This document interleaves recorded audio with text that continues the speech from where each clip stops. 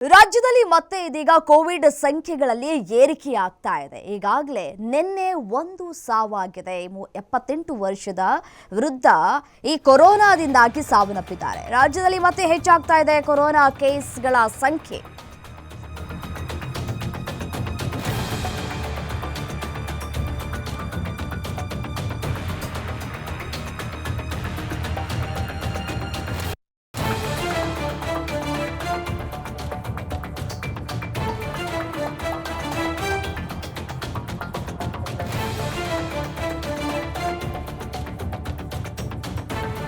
ಜನರಿಗೆ ಮತ್ತೆ ಸೋಂಕಿನ ಆತಂಕ ಹೆಚ್ಚಾಗ್ತಾ ಇದೆ. ಡೆಡ್ಲಿ ವೈರಸ್ಗೆ ರಾಜ್ಯದಲ್ಲಿ ಒಂದು ಬಲಿಯಾಗಿದೆ.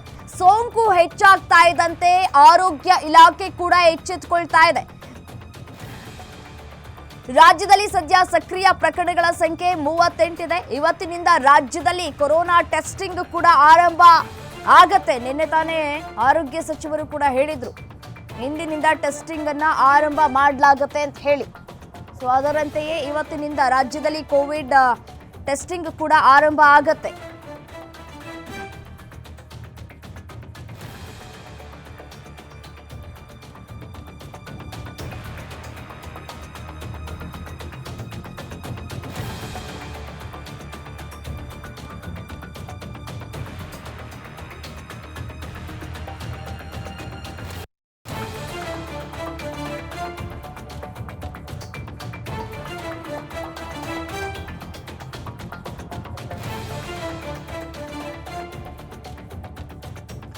ಸೋಂಕು ಹೆಚ್ಚಾಗ್ತಾ ಇದ್ದಂತೆ ಇದೀಗ ಆರೋಗ್ಯ ಇಲಾಖೆ ಕೂಡ ಎಚ್ಚೆತ್ತುಕೊಂಡಿದೆ. ಇವತ್ತಿನಿಂದ ಆರೋಗ್ಯ ಇಲಾಖೆ ಟೆಸ್ಟಿಂಗ್ ಕೂಡ ಆರಂಭ ಮಾಡ್ತಾ ಇದೆ.